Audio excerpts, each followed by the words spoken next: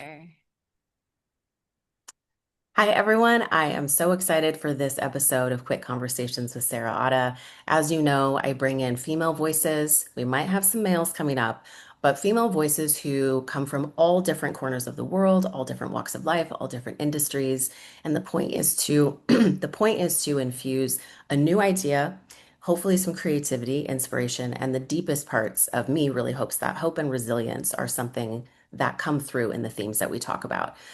So everyone on this show are good people doing good work. Today, I'm so excited to have Margaret Cho on the show with us. Thank you for joining us, Margaret. Thank you. And Margaret and I had the good fortune of meeting her through her comedy work in the green rooms, where my boyfriend is also a stand-up. And when my boyfriend and we dated like 15 years ago, and then we started up again like 3 years ago. And I would ask him like, who are the worst people to work with? Who are the best people to work with? Just kind of the behind the scenes. And when I asked him who is one of the best people to work with, he said you. Oh, that's wonderful. I love him. He's great.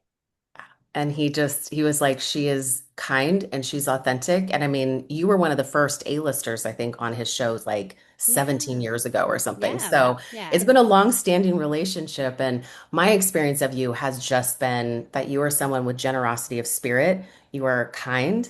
And, just personally, as someone who's ebbing in that midlife range, someone who is so comfortable. You have nothing to prove, you don't air your, legacy like I've seen maybe some others do.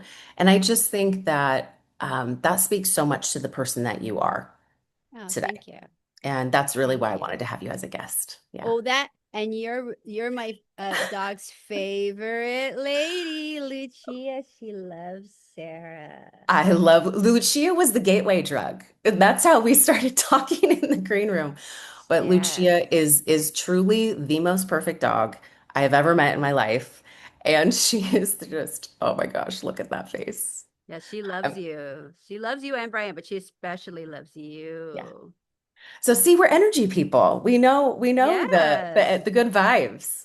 That's right. That's so I'm so glad right. she could join us. Yes.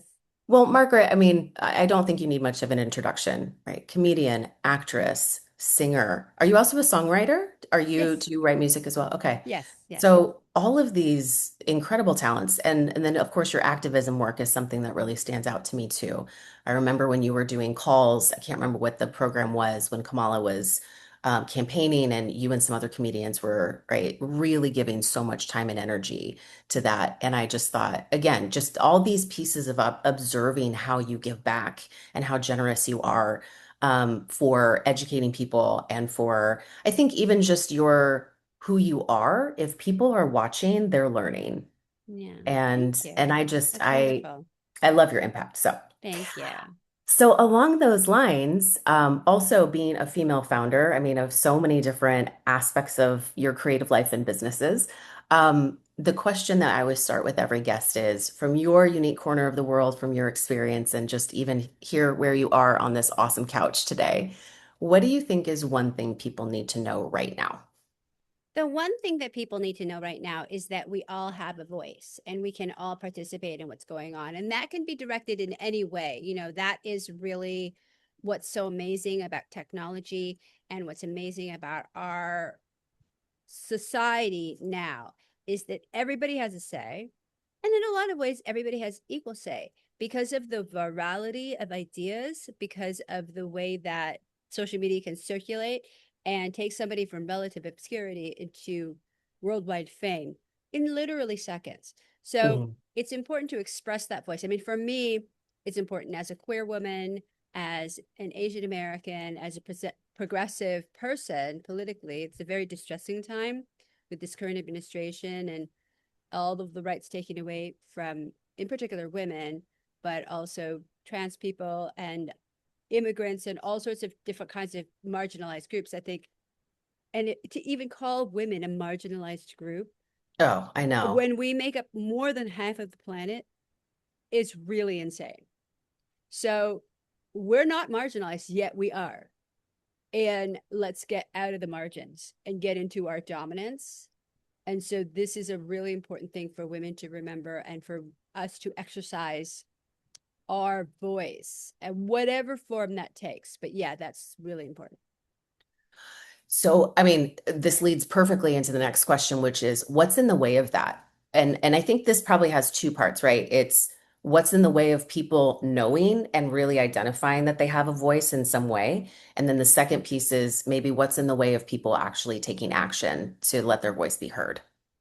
What's in the way of that is a lot of different things. The way that we have minimized ourselves because of other people's opinions, because of our family history, the way that we were raised, because of just a feeling like, oh, nobody's going to listen to me. Like, who cares what I think? And, you know, oftentimes we even stop ourselves from feeling certain things because it's like, well, it's futile, and why should I even bother? So it's apathy due to insecurity, fear, and maybe just apathy. Maybe you just don't care. But even if you don't care, maybe just say that I don't care. It doesn't mean, even if you don't care, it doesn't mean you have to stop yourself from having an opinion about it, having a voice about it, because all voices need to be heard, especially at this time.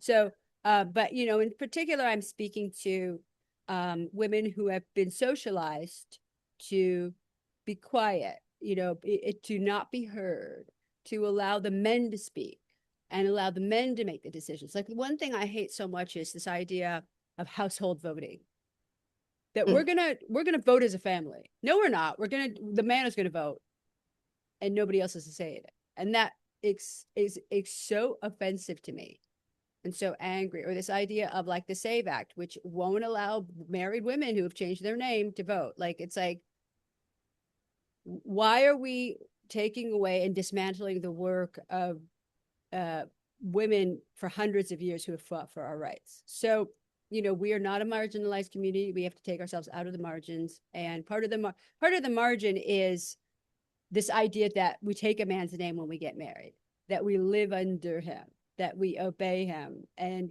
I don't really have any opinions about relationship in general, but I do have a strong opinion about this idea of men being the voice for women. Yeah, and I mean, it's so I'm in the bubble of Los Angeles and some pretty progressive circles. And I'm wondering, do you see this a lot on the road, or is it because you're so tuned in to so many different types of communities, just given who you are and the work you do? Or uh, I guess I'm wondering, like, is this happening very pervasively throughout the country?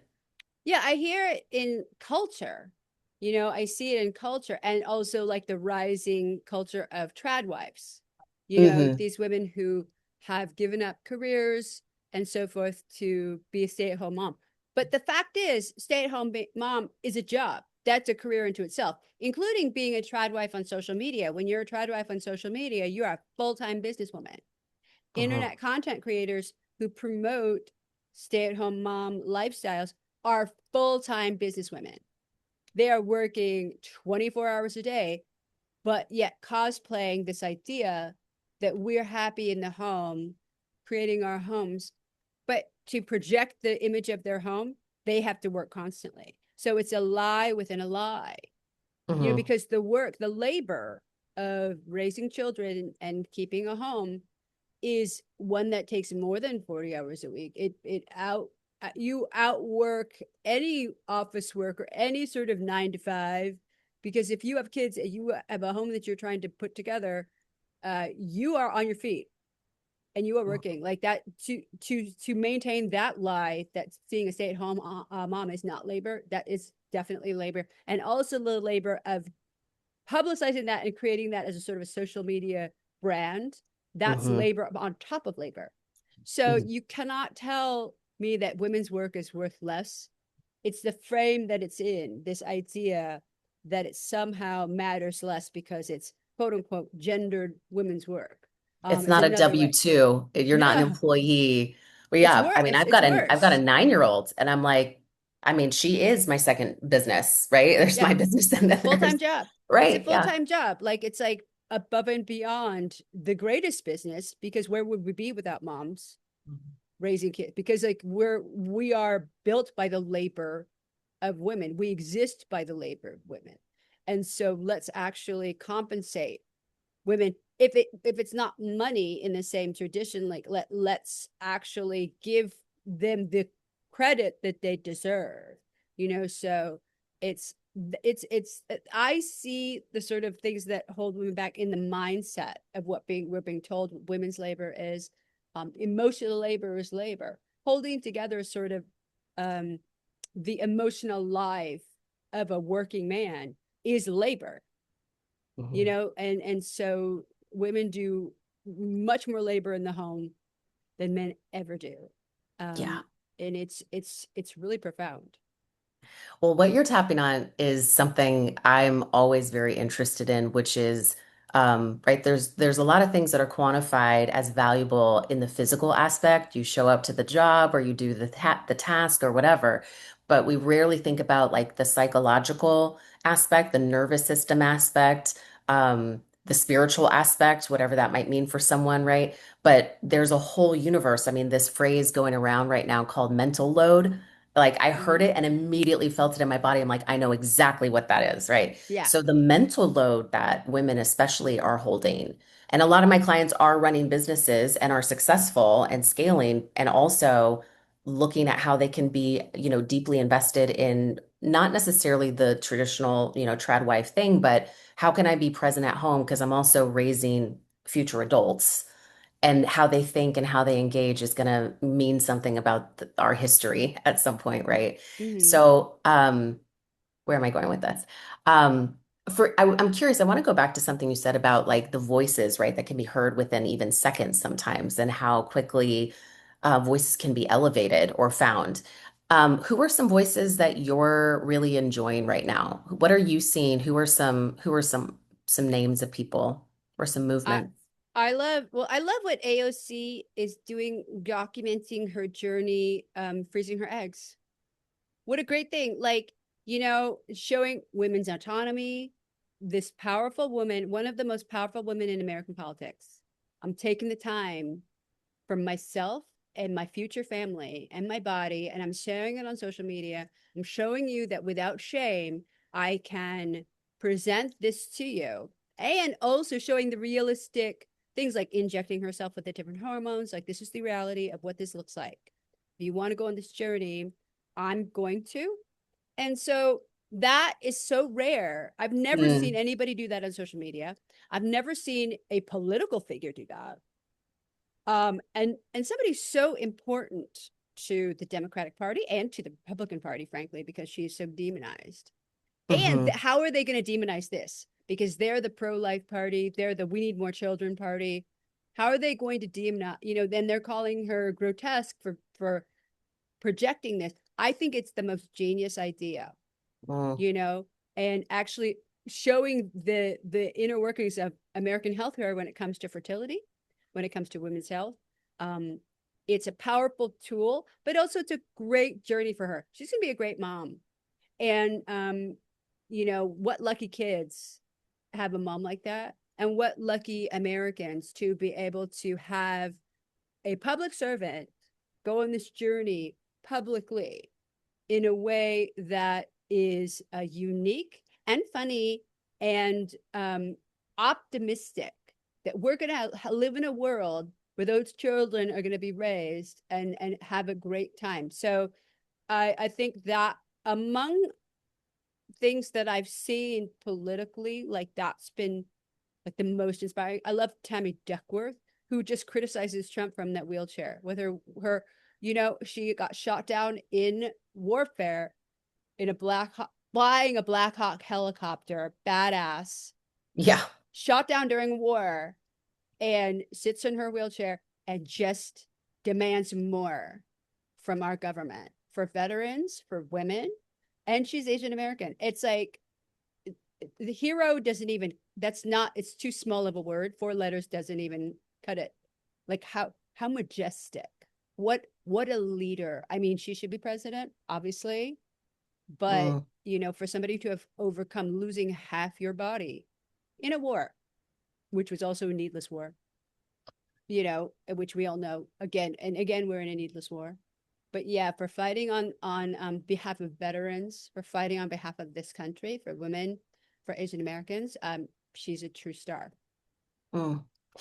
I love the word you use, like majestic, right? And I think about sometimes what I see in some people is like, oh, but they did something important or they did something popular or there's some sort of like fame or notoriety or something, right? Where people might feel, which kind of, this is the question we're in right now is what's in the way. It's like, oh, well, they know what they're doing or they have a right, to share about that. When I think every single person I talk to, I mean, I don't remember if Oprah said this or someone else, but it was essentially like any conversation you're in, treat the other person like they're the most interesting person in the world, right? Hang on their every word and be curious. This is something I just practice in general, but I also just find people genuinely that interesting. But the thing that I wish more people knew is the majesticness they could step into Yeah, and how it doesn't matter where you're from, right? Or what the conditions are. You are either, right, you're a human, you have some sort of an identity around that, whatever it is that you're experiencing, whether you're a woman and a mother and a business owner and all these things, it's you're representing decades and I mean thousands and thousands and thousands of years of lineage, right? In just who you are today. And I wish people had more of an understanding of, to your point, not that every word is important and like, but they're also bringing people with them in every word that they say, who they're representing, right? Who they come from, heritage wise or chosen family or right, anything between, right? yeah. Um, so the last question is, and I'm so interested to hear your question is, how can someone step more deeply into the truth that their words matter or that their thoughts matter, that they do have a voice? So it could either be an action step, it could be researching certain, I don't know, certain influencers who are doing this to kind of get inspiration. What can someone do if they are opening up to wanting to know that their voice is important? Well, to use it, and that could take a million forms. And especially on social media, that is like an incredible asset for us to have because, we amplify voices, ideas that are striking, kind of get addressed in seconds. When you're Mm, presenting something that's unique to you, people will resonate with that.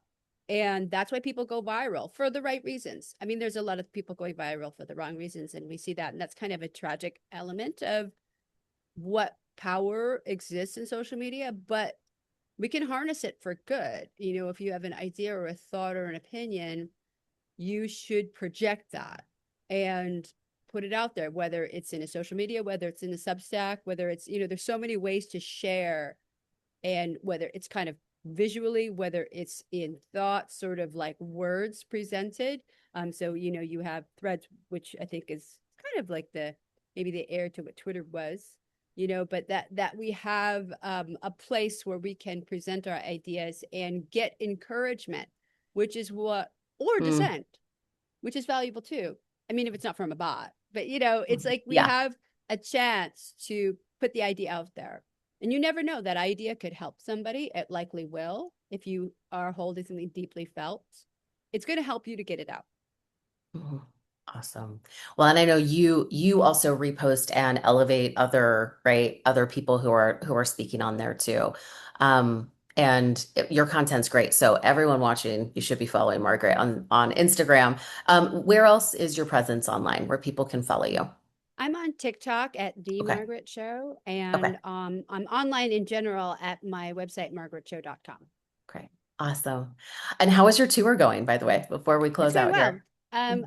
I was spent the week in Portland, Oregon, and then I spent the week in Philadelphia, and now I'm down for a little bit doing some other work, and I'll get back to it in a week or so. But yeah, things are going really well. Awesome. Well, Margaret, it's so great to have you. Thank you for giving your time for us today on this call. And I'm looking forward to sharing this with the community and elevating more voices along the same lines. So thank you. Thank you.